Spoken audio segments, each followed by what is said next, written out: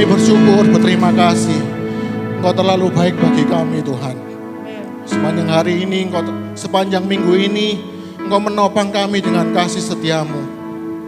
Di tengah segala kesibukan kami, Engkau tetap menopang hidup kami. Terima kasih Tuhan, tiba saatnya hari ini hari kami beristirahat, menikmati Engkau di dalam ibadah ini. Terima kasih Tuhan, buat tim pujian penyembahan yang telah Engkau pakai dengan luar biasa. Pakai mereka lebih lagi untuk memuliakan Tuhan dimanapun mereka berada. Hari ini kami akan belajar kebenaran firman-Mu. Pakai hamba-Mu yang penuh dengan segala keterbatasan dan kekurangan, supaya bisa menyampaikan apa yang menjadi isi hati-Mu dalam hidup kami semua. Terima kasih Tuhan. Kami serahkan semuanya, persiapkan hati kami semua. Jangan ada yang mengganggu kami ketika kami mendengarkan firman-Mu. Terima kasih Tuhan. Di dalam nama Tuhan Yesus Kristus, setiap jemaat yang rindu diberkati dan siap diberkati, bersama-sama dengan saya katakan amin. Silakan duduk Bapak Ibu. Terima kasih, saya bersukacita kembali diberi kesempatan untuk melayani Bapak Ibu dalam pemberitaan firman Tuhan. Hari ini Bapak Gembala melayani di GPPS WAG, dan kita berdoa semoga pekerjaan Tuhan di sana juga Tuhan berkati secara luar biasa. Amin. Hari ini, bulan ini setelah kita bulan keluarga, hari ini kita memasuki bulan tentang kasih yang benar. Semua orang itu pasti akan merasa dirinya mengasihi. Ada orang gak cukup punya satu istri. Dia menikah dengan 2 istri. Alasannya apa? Mengasihi. Sakno rek gak ono sing nguripi nih, tak kawin ae. Ya. Itu kan orang mengasihi. Kalau kasih yang benar berarti ada kasih yang palsu atau kasih yang salah. Nah, itu pengantarnya sedikit. Hari ini saya mau memberikan tema kita semua adalah Tuhan yang penuh kasih. Saya mungkin pernah menceritakan satu pengalaman saya, Bapak Ibu, beberapa tahun yang lalu. Saya akan semua pasti sudah lupa. Wong minggu lalu aja paling sudah lupa khotbahnya apa ya toh. Saya tuh pernah sebelum saya menikah, mungkin 6 atau 7 tahun lalu Bapak Ibu. Pernah itu datang diajak keluarganya Bapak Gembala, waktu itu saya belum menikah. Itu datang ke sebuah pesta besar di Surabaya. Kita datang keluarganya agak banyak, satu meja, di meja kita itu ada satu orang itu bapak-bapak, pesta sebesar itu di sebuah hotel di Surabaya. Itu cuma datang pakai kaos berkerah, celananya itu celana pendek, sandalnya sandal selop. Saya datang, kok cek sakno ya orang ini. Datang ke pesta semua orang baju pesta rapi-rapi, dia cuma pakai baju gitu, kayak mau ke warung. Saya duduk, cek sakno ya susu ini, susuk-susuk gitu Bapak Ibu. Cek sakno ya, gak bisa beli baju tau orang ini. Tapi setelah saya dikasih tahu Papa, Pak Titi, itu orang yang punya hotel di Surabaya. Saya gak jadi sakno, malah saya sakno sama diri saya sendiri Bapak Ibu. Itu kan kayak orang gini loh, wah handphone masih Nokia yang ini begitu lihat pulsanya, 5 juta gitu. Handphonenya ini kan pengen tak banting saudara, HP saya lebih baik. Nah singkat cerita, saya tuh tanya sama Papa, kenapa kok orangnya bajunya kayak gitu? Ya dia itu orang kaya, ya bukan sak Surabaya lah, orang kaya di Surabaya. Dia tuh ngomong gini, aku ini orang yang kaya, aku ini orang yang bebas. Gak ada satu peraturan pun tuh yang bisa ngatur hidupku. Jadi dia ngomong, aku ini orang yang bebas. Gak mau diatur oleh aturan apapun. Belas gak mau ada yang ngatur. Termasuk aturan pakai baju. Jadi kalau biasanya orang tuh pakai baju pesta, ke pesta itu pakai baju pesta minimal batik lah kayak saya gini kan normal ke pesta. Tapi orang ini ngomong, enggak mau aku diatur kayak gitu-gitu. Aku ini orang yang bebas, enggak ada aturan satupun yang bisa mengikat hidupku. Wah. Jadi mungkin kalau dia ke pantai malah pakai baju pesta. Iya toh? Kalau misalkan mau nggak diatur loh, mau tidur biasanya orang pakai piyama, dia pakai baju pesta. Tapi saya mau tunjukkan kepada kita semua hari ini, bahwa itu konsep yang aneh Bapak Ibu. Soalnya apa? Ketika dia ngomong, aku ini orang yang bebas, sebebas-bebasnya. Pada saat yang sama, dia ngomong, aku nggak mau diatur oleh aturan apapun. Pada detik itu juga, dia sedang membuat aturan yang baru. Sampai sini ngerti Bapak Ibu? Dia bikin aturan apa? Ya kalau kemana-mana orang pakai baju apa, kamu harus pakai yang berbeda. Jadi orang kemana, oh kebanyakan orang tuh diaturnya baju ini. Aku harus beda. Jadi dia ngomong, aku enggak mau diatur oleh aturan apapun. Pada detik itu juga, dia sedang bikin aturan untuk dirinya loh. Kalau dia konsisten harusnya seperti contohnya saya tadi. Pergi pantai, pakai baju pesta. Kan harus melawan semua kebanyakan loh. Tapi juga kenyataannya mungkin ya enggak mungkin lah segila itu.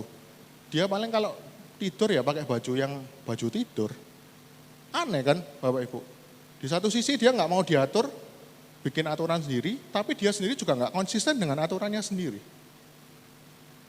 Nah ini yang saya mau beritakan hari ini. Bahwa di dunia ini tidak ada satu manusia pun yang tidak menghambakan diri atau mengikatkan diri kepada sesuatu.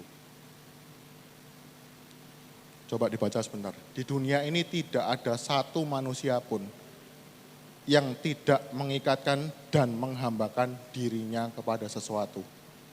Kalau manusia diatur di tempat sini, tidak mau, dia keluar, kelihatannya bebas, tapi dia akan diatur oleh sistem yang lain. Coba direnungkan dulu Bapak Ibu. Supaya nggak terlalu cepat, ulang, nggak seberapa ngerti kan eman. Waktu kita hari ini nggak mau diatur di tempat sini, kita menolak diatur di satu tempat, keluar melawan aturan ini, akan masuk ke dalam ikatan aturan yang baru. Ini sering nggak disadari Bapak Ibu.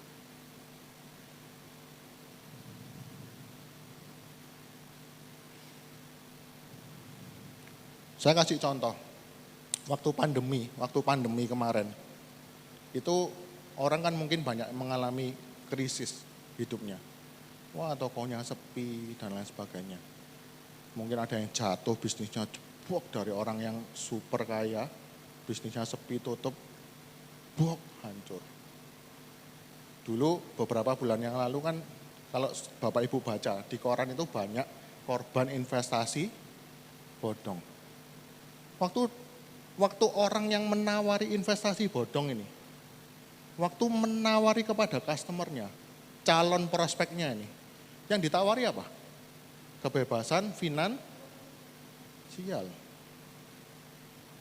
Oh sekarang kondisimu miskin ya, kamu beli apa-apa terbatas ya, ayo ikut bisnisku, aku menawarkan kebebasan finansial. Jadi dulunya kalau kita ini orang yang miskin misalkan, beli apa-apa terbatas enggak? Terikat enggak? Mau beli tas, pikirannya bebas mau beli apapun. Tapi kan terikat sama dompetnya. Pikirannya mau beli tas LV, tas Zara, Chanel. Tapi begitu lihat dompetnya, wah wes Shopee aja. Ya kan? Wes Shopee aja lah dompetku. Terbatas toh. Kalau orang miskin maaf ya, terbatas toh mau beli apapun. Tidak bisa dia milih sembarang, oh mau beli ini pokoknya beli, terbatas. Jadi ditawarinya apa Bapak Ibu? Kebebasan finansial. Dia ikut, misalkan jadi orang kaya benar-benar. Sekarang dia beli apapun bebas enggak? Bebas. Dulu enggak bebas, bisanya cuma milih Shopee itu pun dicari yang harganya, di filter yang harganya enggak sampai 100.000 misalkan. Tapi setelah jadi orang kaya dia bebas enggak? Kelihatannya bebas enggak? Wah, wis gak usah Shopee, ayo pergi Galaxy Mall aja, Pakuan Mall. Ada Sarah, itu gak usah promo-promoan. Borong semua, wis. Bebas, free. Tapi saya mau tanya Bapak Ibu, apakah orang seperti itu benar-benar bebas? Enggak. Itu kebebasan yang ditawarkan dunia dan setan. Saya enggak anti kekayaan, enggak anti materi. Sama sekali saya juga kepengen kayak gitu Bapak Ibu. Milih menu itu tak doding tok, wis enggak usah lihat harga tuh kepengen pol. Sungguh. Tapi ini satu kebebasan yang ditawarkan dunia untuk menjebak kita, ditawarkan iblis juga. Karena apa? Waktu orang itu bisa beli apapun dengan yang dia miliki. Dia itu akan diikat dengan apa yang dia bisa beli dengan duitnya. Contohnya gini, dia bisa sekarang naik pesawat misalkan kelas ekonomi, kelas bisnis. Kalau dulu sebelum bebas finansial mungkin cari promo-promo di Traveloka gitu. Sekarang dia bisa beli kelas paling top misalkan dengan uangnya itu. Bebas toh, milih pesawat apapun enggak peduli. Kayak dulu mungkin naik yang suka delay itu mungkin, murah-murah. Tapi sekarang bisa milih semua tiket yang pokoknya dia mau kemanapun. Saya tanya, setelah dia bisa beli itu, semua orang melayani dia dengan sepenuh hati enggak? Pak, mari Pak. Itu beda banget kalau kita, maaf, diamu-amui. Misalkan ya, enggak semua, mungkin itu oknum. Tapi sejak seorang tuh bisa beli tiket yang mahal, dia tuh bisa beli penghargaannya orang enggak? Bisa, semua orang, Pak silakan Pak, mau minum apa, mau makan apa. Bisa. Di rumah dihargai, di lingkungan keluarga dihargai, di gereja mungkin. Saya nggak bilang di sini, di gereja dihargai. Tapi begitu nanti dia ketemu satu lingkungan yang nggak bisa menghargai dia, yang terjadi apa? Stres. Jadi dulunya dia tuh terbatas, diikat sama keterbatasan kemiskinannya. Tapi waktu dia bisa beli kebebasan yang semu dengan uangnya, dia diikat nggak dengan sesuatu yang dia bisa beli dengan uangnya? Oh, di mana-mana dihormati. Dihormati.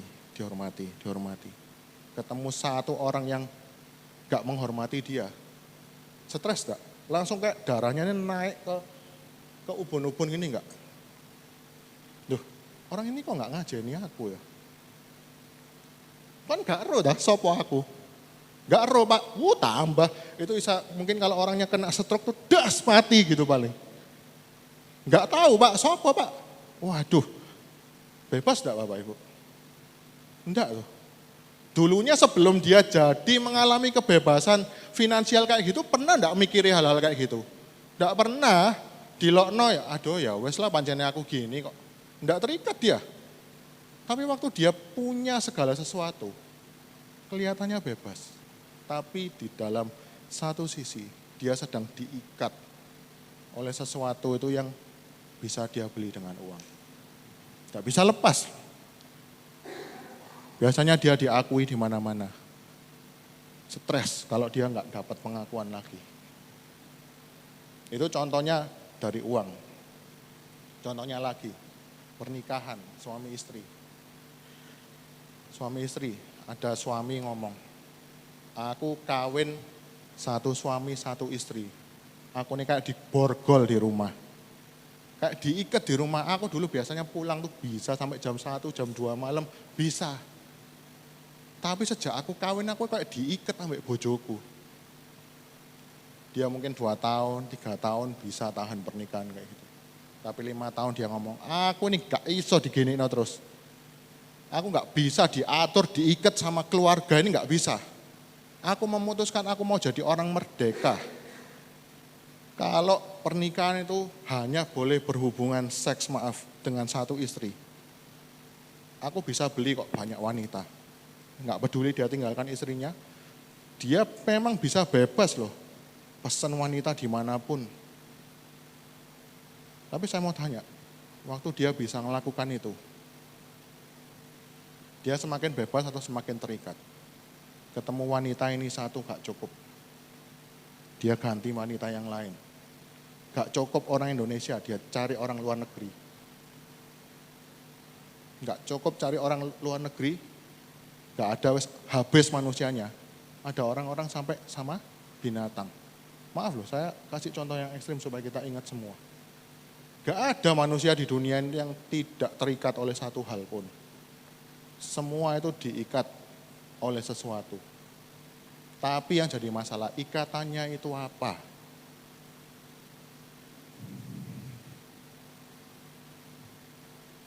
Jadi waktu kita ini merasa dikekang oleh Tuhan, Tuhan yang seharusnya kita layani, kita berontak sama dia. Kita tuh bukan jadi orang itu netral.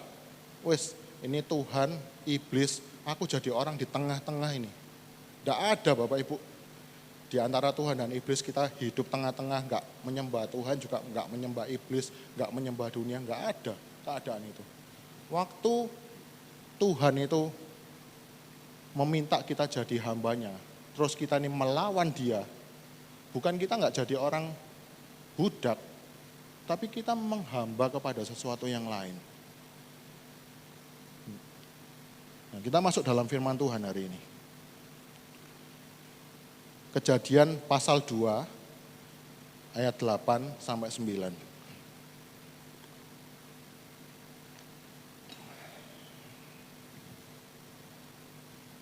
Semoga Tuhan tolong kita semua hari ini.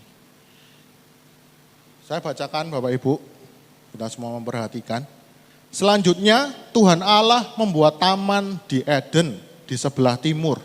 Disitulah ditempatkannya manusia yang dibentuknya itu.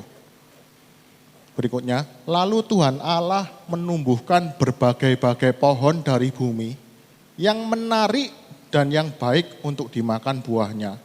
Dan pohon kehidupan di tengah-tengah taman itu, serta pohon pengetahuan tentang yang baik dan yang jahat. Ayat 10-nya, saya intip sebentar.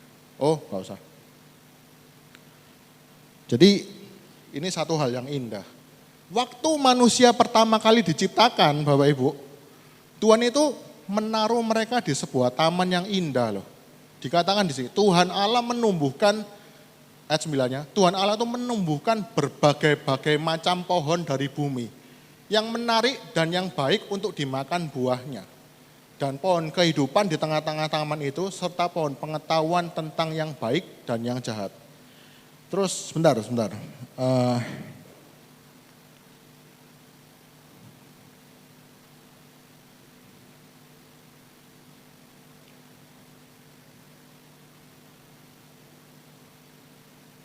Ayat 16, Kejadian pasal 2 ayat yang ke-16. Nah, Tuhan kasih perintah gini Bapak Ibu. Lalu Tuhan Allah memberi perintah ini kepada manusia. Semua pohon dalam taman ini boleh kamu makan buahnya dengan bebas. Berikutnya. Tetapi pohon pengetahuan tentang yang baik dan yang jahat itu janganlah kau makan buahnya. Sebab pada hari engkau memakannya, pastilah engkau mati. Saya mau tanya Bapak Ibu, kira-kira waktu pertama kali manusia diciptakan, itu sebenarnya tetap dikuasai Tuhan tapi bebas enggak? Bebas toh. Perintahnya sulit apa gampang? Gampang loh. Bayangkan aja, semua sekarang hari ini saya ajak pergi hoki buah. Bapak Ibu, semua buah yang ada di hoki, silahkan dimakan semuanya, kecuali satu, duren. Karena kalau kamu makan duren, mati. Misalkan gitu ya. Gampang apa enggak? Gampang pol. Ada 90 macam buah, enggak boleh makan cuma satu. Apel boleh, melon boleh. Itu tersedia kresek, bawa pulang, semua makan di rumah, nikmati. Kecuali satu, duren. Kalau kamu makan duren, mati, misalkan gitu. Ini perintah yang gampang. Dikasih kebebasan seperti ini tuh luar biasa. Allah menemukan semua buah-buahan yang menarik hati untuk dimakan. Gampang pol. Kecuali saya balik perintahnya.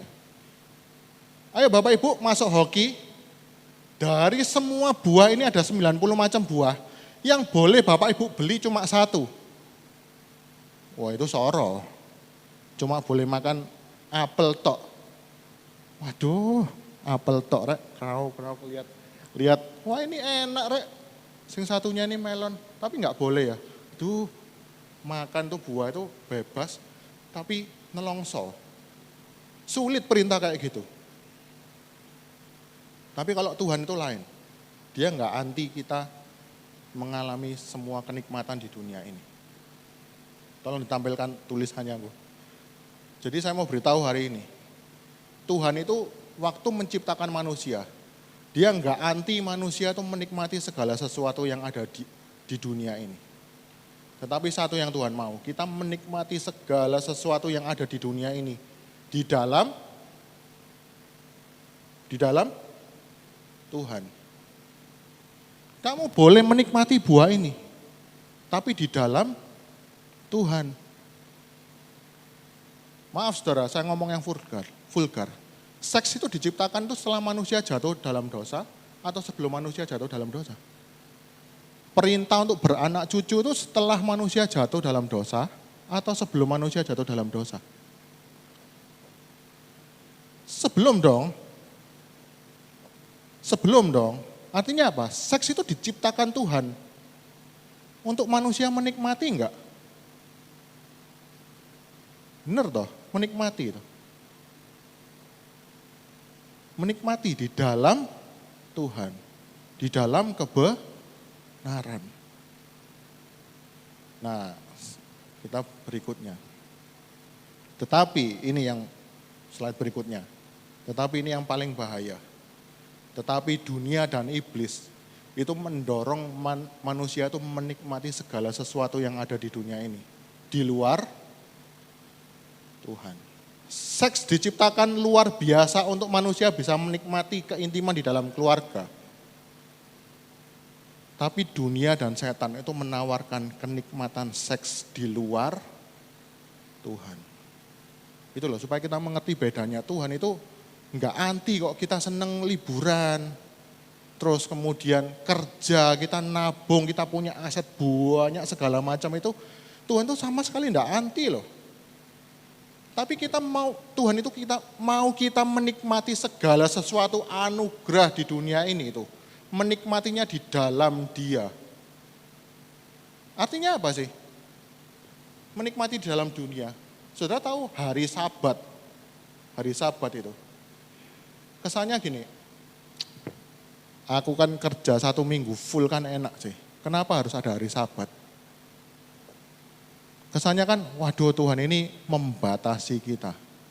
Ngerti Bapak Ibu ya, kadang-kadang kita berpikir, wah Tuhan ini membatasi dengan hari Sabat, aku mesti ke gereja, aku mesti berhenti kerja. Itu kalau kita berpikir dari kepentingan kita, seolah-olah Tuhan itu membatasi ruang geraknya kita ini loh. Padahal hari Sabat itu diberikan supaya kita bisa menikmati Tuhan itu dengan luar biasa. Saudara tahu Pak Titi pernah bilang, bangsa Israel itu pernah didoktrin oleh bangsa Mesir itu. Masuk pikirannya bangsa Mesir itu dengan luar biasa buahnya di dalam Israel. Israel dulu diomong, wah cuma bangsa Mesir yang diciptakan dari bintang. Dan sehingga membuat mereka ini mentalnya budak. Dan karena mereka mentalnya budak, seolah-olah hidup untuk kerja. Justru di dalam hari Sabat, kita ini bisa menikmati Tuhan di dalam pekerjaan kita. Ini loh, kalau kita melihat perintahnya Tuhan itu dari sisi daging kita, seolah-olah Tuhan itu, wah kok dibatasi. Aku kan bisa kerja 24 jam 7 hari dalam seminggu, kok dibatasi saya Tuhan. Kalau kita melihat semuanya ini dengan perspektif kita semua ini, daging kita ini tanpa melihat kacamatanya Tuhan. Kita kan melihat perintah itu perintah yang jahat, membatasi, mengekang, mengikatlah semua yang negatif. Tapi kalau kita sadar bahwa hari Sabat itu Tuhan kasih untuk apa? Supaya kita bisa menikmati Allah dengan sungguh-sungguh.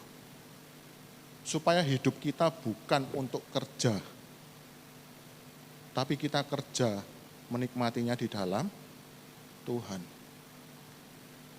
Kalau kita kerja di luar Tuhan, seperti yang saya katakan tadi, bebas dari kemiskinan, dibawa ke satu ikatan yang lain. Kerja, sampai ada istilahnya workaholic. Itu orang nggak bisa damai sejahtera. Akan terus, dia akan berusaha nggak puas. Itu fungsinya hari Sabat, Bapak Ibu. Yang bahaya adalah dunia dan iblis ini mendorong manusia menikmati segala sesuatu di luar Tuhan. Kejadian pasal yang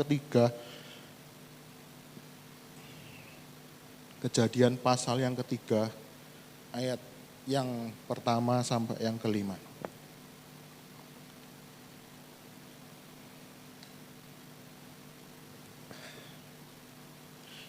Adapun ular ialah yang paling cerdik dari segala binatang di darat yang dijadikan oleh Tuhan Allah. Ular itu berkata kepada perempuan itu, tentulah Allah berfirman, semua pohon dalam taman ini jangan kamu makan buahnya, bukan? Lalu sahut perempuan itu kepada ular itu, buah pohon-pohonan dalam taman ini boleh kami makan, tetapi tentang buah pohon yang ada di tengah-tengah taman, Allah berfirman, jangan kamu makan ataupun raba buah itu, nanti kamu mati. Tetapi ular itu berkata kepada perempuan itu, sekali-kali kamu tidak akan mati. Tetapi Allah mengetahui bahwa pada waktu kamu memakannya, matamu akan terbuka dan kamu akan menjadi seperti Allah, tahu tentang yang baik dan yang jahat.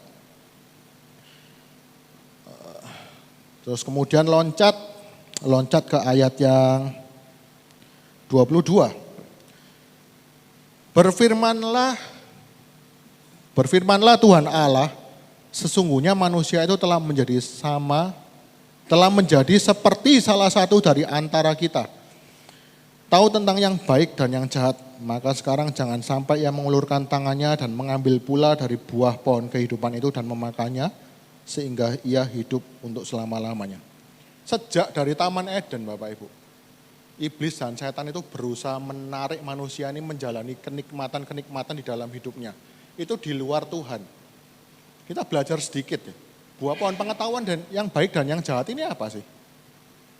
Orang kan suka menjelaskan gini, sebelum mereka makan metik buahnya ini, mereka itu enggak tahu yang baik dan yang jahat. Tapi waktu mereka makan, mereka jadi tahu yang baik dan yang jahat. Ini keliru. Karena apa? Sebelum manusia itu jatuh dalam dosa, pasti sudah tahu yang baik dan yang jahat. Karena apa? Disuruh taat kok. Jadi kan dikasih pilihan, taat tidak taat. Taat itu baik, tidak taat itu baik. Dan manusia waktu menjalankan perintahnya Tuhan ini, ditopang segala sesuatu yang ada di Taman Eden. Kurang enak apa? Perintahnya gampang toh. Tapi manusia ini, setan ngomong apa? Kamu menikmati ini di luar Allah. Pohon pengetahuan yang baik dan yang jahat ini apa Bapak Ibu? Kalau ditulis mereka mengetahui baik dan jahat setelah makan buah itu, bukan berarti sebelumnya nggak tahu. Itu salah terjemahan sebenarnya. Yang benar adalah menentukan sendiri mana yang baik dan yang jahat di luar Allah. Sehingga kalau kita baca ayat dua-duanya, iblis nggak bohong loh. Allah bilang kok, sesungguhnya manusia itu menjadi seperti Allah. Kalau terjemahan yang benar gitu gini, sesungguhnya manusia itu telah menjadi seperti salah satu dari kita. Kalau diterjemahkan kan tahu tentang yang baik dan yang jahat. Tapi sebenarnya menentukan yang baik dan yang jahat. Berusaha menjadi sama dengan Allah. Sejak manusia itu mau menentukan sendiri mana yang baik dan yang jahat. Dunia ini hancur. Karena semua orang itu bebas, mana yang dianggap baik dilakukan, yang dianggap jahat ditinggal. Ada orang bilang, sama seperti kita mau menentukan sendiri mana yang kita anggap mengasihi, mana yang enggak, mana yang kita anggap mengasihi, mana yang enggak. Ada yang bilang gini, oh kalau mencuri tapi dibuat dibagi-bagikan kepada orang miskin itu kan mengasihi sih.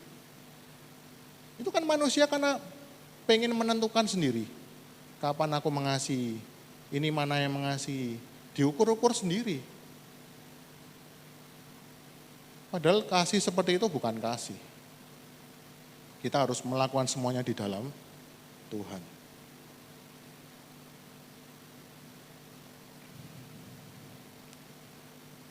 Nah, jadi waktu kita terlepas dari Tuhan, itu kita bukan berada di tengah-tengah, seperti yang saya sudah katakan. Tapi kita sedang melayani Tuhan yang baru. Tuhan yang super jahat. Kalau saudara sudah terikat kepada sesuatu, ini nggak main-main Bapak Ibu. Kalau kita sudah terikat kepada sesuatu di luar Tuhan, itu hidup kita ini semuanya akan disedot ke sana. Saudara lihat orang-orang yang anti dengan yang namanya agama. Karena merasa apa? Agama ini cuma satu sistem yang diciptakan manusia sendiri untuk mengatur manusia. Itu orang suka berpikir gitu. Sehingga orang agama ini kayak orang dibodoh-bodohi. Kayak orang yang dicuci otaknya supaya bisa diatur. Gak ada yang namanya Tuhan itu. Dia maunya apa? Lepas dari sistem seperti itu. Dia merasa, wah sistem seperti ini tidak memberikan kelegaan dan kebebasan. Tapi justru mengekang hidupku. Dia memilih, wes aku mulai sekarang gak percaya sama Tuhan. Hidupku ini hidupku dewek. Aku bebas menentukan hidupku sendiri. Dan kenyataannya orang-orang seperti itu, ngomong orang agama itu didoktrin gini. Kalau Bapak Ibu tahu beritanya, orang-orang ini ternyata pakai narkoba. Pakai narkobanya itu bukan diminum biasa, ada yang dimasukin sini loh Bapak Ibu. Kalau tahu beritanya, loh ada ini bukan saya ngarang-ngarang. Itu artinya dia mendapat kelegaan enggak di luar Tuhan? Enggak dong, kalau dia mendapatkan kelegaan, tidak mungkin dia pakai narkoba. Buat apa? Itu tipuan iblis semua. Tuhan yang kita layani selain Tuhan yang hidup, pencipta langit dan bumi, Allah sejati itu. Kalau kita enggak mengasihi dia, kita mau bebas keluar dari sistemnya dia, kita ganti melayani Tuhan yang jahat. Tuhan yang jahat. Dia akan mencengkeram hidup kita itu luar biasa. Menuntut seluruh hidup kita. Hidup kita semakin melayani dia, Tuhan yang jahat ini, semakin dituntut hidup kita. Pergi ke gereja, wah bebas, bisa beli tas mahal tadi. Wah Pak, ini tas ini di dunia ini cuma diproduksi 20 biji. Di Indonesia cuma 5 biji. Beliin Pak. Oke, Bu maksudnya yang pakai tas gini, bapak-bapak kok pakai tas gini. Bu, beliin. Oke tak beli Pak. Seneng dia, seneng. Sebulan, 2 bulan, temennya pakai tas yang mereknya sama, tapi ngomongnya gini, Cik ini loh tasku ini, di dunia ada 5. Kalau tasnya dia tadi sak dunia ada 20, dia cuma ada 5 loh Bapak Ibu. Kepengen ganti enggak? Layani dia terus. Hidup kita dikasih terus sama dia. Kalau dia enggak bisa beli, wah di rumah bisa golong komeng dia. Orang di gereja banyaknya kayak gitu kan. Di sini enggak ada pasti.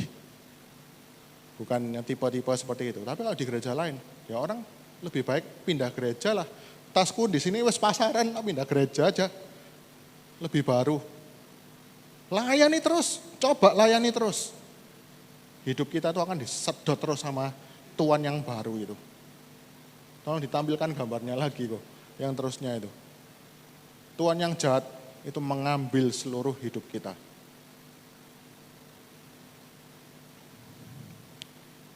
Tapi hari ini, saudara mungkin punya ikatan apapun. Yang saya nggak tahu, mungkin tidak termasuk yang saya sebutkan tadi. Mungkin hidup saudara sudah dihabiskan terlalu banyak di luar Tuhan untuk melayani Tuhan yang baru ini. Yang membuat saudara ini kehausan, kelelahan di dalam jiwa. Karena Tuhan yang baru ini nggak main-main, Bapak Ibu, sekali lagi saya ngomong. Tuhan yang baru ini nggak main-main dengan hidup kita juga. Hidup kita ini dituntut, disedot sama Dia. Supaya kita terus melayani Dia. Hidup kita akan semakin hancur. Banyak orang, wah aku sejak jadi orang terkenal, aku menjadi orang yang bebas. Aku bisa beli pengakuannya semua orang. Tapi coba orang-orang seperti ini ngelayani kayak gitu terus. Aku beli pengakuan, aku beli pengakuan, aku beli pengakuan, aku beli pengakuan. Dia sudah di puncak karir loh, endingnya bisa bunuh diri. Itu dia beli pengakuannya orang lain dengan duitnya. Atau sebenarnya dia sedang dibeli pengakuannya orang lain. Ini yang sering nggak disadari. Kelihatannya kita bisa beli pengakuannya orang lain dengan duit kita. Tapi kalau kita melayani terus, ternyata kita yang sedang dibeli oleh pengakuannya orang lain itu. Saya nggak tahu ikatan Bapak Ibu apa. Saya jelas punya ikatan sendiri. Nggak tahu, setiap orang punya ikatan sendiri. Tapi perlu diperhatikan bahwa Tuhan kita yang kita layani selain Tuhan itu merenggut hidup kita. Jadi kadang-kadang orang itu sampai ada yang frustasi, ada yang kehausan, terus terbebani jiwanya. Kalau kayak gitu enggak mungkin jiwanya itu bisa enak. Saya kasih contohnya sederhana tadi loh, tasnya itu sudah dia punya yang versi paling langka di dunia ini. Tapi ada temennya lagi yang punya versi yang lebih langka lagi. Bisa tenang enggak hidupnya? Enggak mungkin, itu perkara masih simpel. Tapi kalau kita melayani Tuhan yang jahat ini, terus kita layani. Hidup kita itu yang diserahkan, keluarga kita yang diserahkan, anak-anak kita yang diserahkan. Kita beli demi pengakuan orang lain, kita teken anak kita, supaya anak kita ini sesuai, nggak malu-maluin hidup kita. Anak kita dikorbankan. Bukan kita tanya, Tuhan maunya apa? Tuhan itu terhadap anakku. Tapi kita berpikir, ayo kamu harus jadi seperti yang papa mau, supaya papa bisa diakui orang. Wah ngeri loh, anak banyak yang stres, orang tua banyak yang stres. Karena apa? Dia dibeli oleh Tuhan yang jahat ini. Semoga kita mengerti ngerinya kalau kita melayani Tuhan yang jahat. Nah hari ini saudara yang mungkin mengalami sesuatu yang terikat dengan Tuhan yang jahat. Hari ini Tuhan itu membuka tangannya lebar-lebar untuk kita semua. Matius pasal yang ke-11 ayat 28.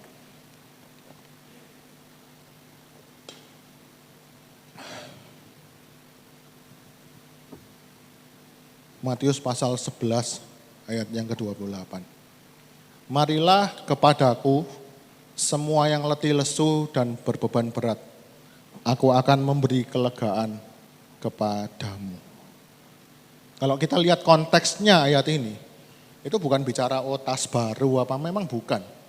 Tapi ini bicara sebuah beban yang ditaruh kepada jemaat Israel waktu itu oleh tokoh-tokoh agama. Tokoh-tokoh agama ini mengajarkan kalau kamu mau diakui Tuhan, kalau kamu mau diterima Tuhan, kalau kamu mau diterima masyarakat, kamu harus lakukan berbagai macam aturan.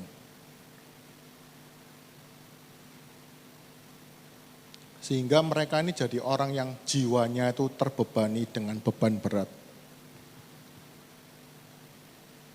Jadi Tuhan ngomong, ayo kamu semua yang kelelahan dengan berbagai macam tekanan dunia ini, aturan dunia ini. Kalau kita melihat orang-orang zaman Farisi itu kan ditulis, mereka tuh memasangkan kuk kepada jemaat, tetapi mereka sendiri tidak mau menyentuhnya. Dengan aturan-aturan bagaimana supaya mereka itu diterima oleh orang-orang beragama saat itu, diakui. Mereka diikat dengan Tuhan yang baru, yaitu pengakuan dan penerimaan masyarakat zaman itu oleh ahli-ahli Taurat. Mungkin ayatnya berbicara konteksnya soal itu. Tapi ini sangat bisa digunakan untuk hidup kita sekarang. Tuhan mengundang hari ini saudara yang punya keterikatan atau sedang melayani Tuhan yang jahat. Tuhan ngomong, marilah kepadaku semua yang letih lesu dan beban berat. Aku akan memberikan kelegaan kepadamu. Ayatnya Matius pasal 11, berikutnya ayat yang ke-29.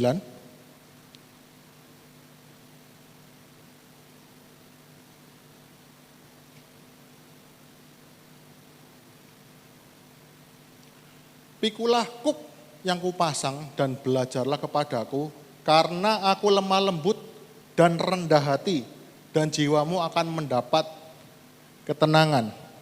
Jadi kalau Tuhan yang baru tadi itu Tuhan yang jahat, yang menuntut, Tuhan itu menampilkan dirinya sendiri, menjadi Tuhan yang lemah lembut dan rendah hati. Jadi pilihannya cuma dua. Kita mau mengabdi kepada ya Tuhan yang jahat atau Tuhan yang lemah lembut dan rendah hati. Nah, kita mesti mengerti kalau baca Alkitab, lemah lembut ini apa? Rendah hati ini apa? Kalau kita gak ngerti ini, ya kita cuma baca, oh ya lemah lembut rendah hati, ya Tuhan mengasihi kita bla bla bla bla bla segala macam. Selesai kalau cuma kayak gitu tok Bapak Ibu. Lemah lembut ini apa? Orang kan suka mikir lemah lembut ini, oh ya, mari, nggak apa-apa, silakan, nggak pernah marah itu dianggap lemah lembut. Kalau ukurannya seperti itu berarti Tuhan Yesus tuh bohong. Karena Tuhan Yesus tuh suka ngomong kasar. Tapi hati-hati, jangan jadikan omongan kasar kita ini dengan, oh ya seperti Tuhan Yesus. Nggak bisa. Karena Tuhan Yesus tuh ngomong kasar ada tujuannya, ada konteksnya. Bukan seperti itu maksudnya. Tapi lemah lembut ini apa? Orang suka ngomong, wah kalau orang lemah lembut itu ngomongnya enggak pernah nada tinggi, enggak pernah teriak, itu loh lemah lembut. Kalau ukurannya seperti itu berarti Tuhan Yesus enggak lemah lembut. Sering kok Tuhan Yesus itu teriak-teriak, celakalah, hai kamu ular beludak. Belum lagi kalau di bait Allah, meja dibalik, buak, buak, buak. Enggak lemah lembut dong kalau definisinya kayak gitu. Terus gini, rendah hati, orang suka ngomong gini, oh kalau orang rendah hati itu gak suka pamer, gak suka ngomong membicarakan dirinya. Dia ngomong kalau punya tasnya bagus ini, oh ini bukan aku yang bisa beli, ini semuanya berkat Tuhan gitu kan. Oh ya rendah hati orang ini, ciamik ini orang ini. Rendah hati ini semua berkat Tuhan, ini karunia Tuhan. Tapi coba lihat tasnya nggak ada yang lihat, ngamuk nggak? Ngamuk. Jadi bukan itu rendah hati, nggak sedangkal itu Bapak Ibu. Tapi apa? Lemah lembut dan rendah hati ini. Lemah lembut dan rendah hati ini.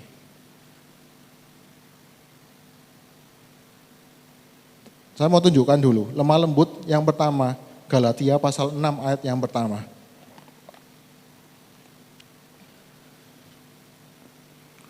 Galatia pasal yang ke-6 ayat yang pertama. Saudara-saudara, kalaupun seorang kedapatan melakukan suatu pelanggaran, maka kamu yang rohani, maksudnya di sini yang kita yang mengerti tentang kebenaran, harus memimpin orang itu ke jalan yang benar dalam roh lemah lembut, sambil menjaga dirimu sendiri, supaya kamu juga jangan kena pencobaan. Ini Paulus mau ngomong kepada jemaatnya. Kamu kalau punya sesama yang melakukan pelanggaran, kamu harus tegur. Tapi dengan teguran yang lemah lembut. Artinya lemah lembut bukan sesuatu yang kompromi kita dengan sebuah kesalahan atau dosa. Tapi kita melayani, menyatakan kesalahannya orang, menyatakan kebenaran itu dengan kasih. Orang itu suka seakan-akan kasih dan kebenaran itu dipilih salah satu. Kalau kasih, ya kasih, kalau kebenaran ya kebenaran. Ada orang, kamu dosanya gini. Kamu ini enggak layak sama Tuhan. Itu kelihatannya orang yang menyatakan kebenaran. Tapi dia tidak memberitakan di dalam kasih. Karena apa? Enggak ada jalan keluarnya kan tadi. Tapi yang sebaliknya, Ada orang, itu loh, koncomu, saudaramu itu loh melakukan kesalahan. Gak apa-apa lah, sakno. Dia merasa dengan seperti itu tuh dia mengasihi saudaranya. Nah, Tuhan Yesus ini digambarkan sebagai lemah lembut. Karena dia melakukan kasih di dalam kebenaran dan memberitakan kebenaran di dalam kasih. Ini semua harus bareng. Itu namanya orang lemah lembut.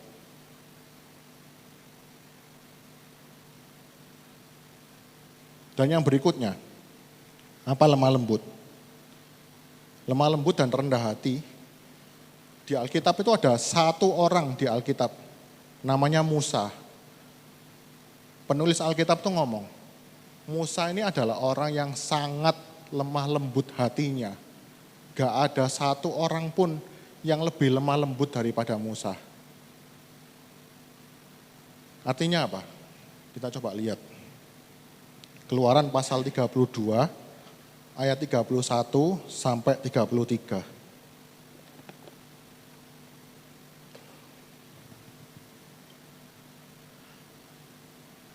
Ini kalau kita baca, supaya kita nggak kelamaan, saya ceritai dulu. Keluaran pasal 32 ini, itu kejadiannya waktu Israel ini menyembah berhala. Terus Tuhan tuh murka luar biasa sama Israel. Tuhan itu sudah mau menghukum. Bangsa Israel mau dikasih hukuman yang dahsyat. Tapi Musa ngomong gini, lalu kembalilah Musa menghadap Tuhan dan berkata, bangsa ini telah berbuat dosa besar, sebab mereka telah membuat Allah emas bagi mereka. Berikutnya 32, tetapi sekarang kiranya engkau mengampuni dosa mereka itu, dan jika tidak, hapuskanlah kiranya namaku dari dalam kitab yang telah kau tulis. Perkataan yang sama ternyata pernah diomongkan Rasul Paulus juga. Roma pasal 9 ayat yang 1 sampai 4. Roma pasal 9 ayat 1 sampai 4. Aku mengatakan kebenaran di dalam Kristus, aku tidak berdusta. Suara hatiku turut bersaksi dalam Roh Kudus bahwa aku sangat berduka cita dan selalu bersedih hati. Bahkan aku mau terkutuk dan terpisah dari Kristus demi saudara-saudaraku kaum sebangsaku secara jasmani. Ayat yang keempat, enggak usah. Ini jadi gini, ada 3 hal yang menarik. Waktu zamannya perjanjian lama, Musa ini ngomong kepada Tuhan, Tuhan, bangsa Israel ini memang sudah terlalu kebacut sama Tuhan. Tapi tolong jangan hapuskan nama mereka dari kitab kehidupan. Namaku aja yang kau hapus. Kita lihat polanya ya, polanya Musa. Kemudian nanti di dalam zamannya Paulus juga ngomong sama ini. Aku mau terkutuk dan terpisah dari Kristus demi saudara-saudaraku kaum sebangsaku secara jasmani. Dia ngomong gini, kalau aku ini dipisah dari Kristus demi supaya bangsa Israel ini bisa datang kepada Kristus, aku rela. Saudara lihat polanya sama ya. Musa ngomong gitu, Paulus ngomong gitu. Tapi ini semua menggambarkan puncaknya di dalam kematian Kristus. 2 Korintus pasal 5 ayat yang ke-21. 2 Korintus pasal yang ke-5 ayat 21. Dia yang tidak mengenal dosa telah dibuatnya menjadi dosa karena kita, supaya dalam dia kita dibenarkan oleh Allah. Bukankah ini cara kerjanya Tuhan? Gambaran-gambaran yang akan dilakukan Kristus nantinya. Kalau Musa ngomong, hapusan Tuhan namaku enggak apa-apa. Yang penting orang Israel selamat. Tuhan juga sama, Tuhan Yesus.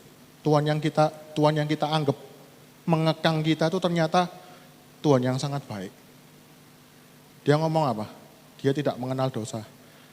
Tapi supaya orang-orang yang aku kasih ini selamat, memiliki hidupnya kembali. Aku rela memberikan hidupku.